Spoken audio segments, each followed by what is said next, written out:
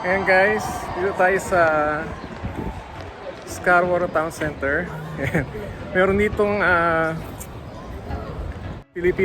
Filipino community event atin tayo. Tingnan natin. Pili tayong halo-halo tsaka mga tag dito.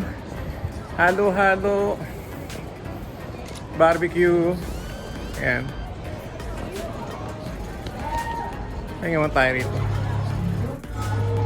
And actually, tapos ko lang yung trabaho, dumiretso na ako dito sa Scarborough Town Center. Yan.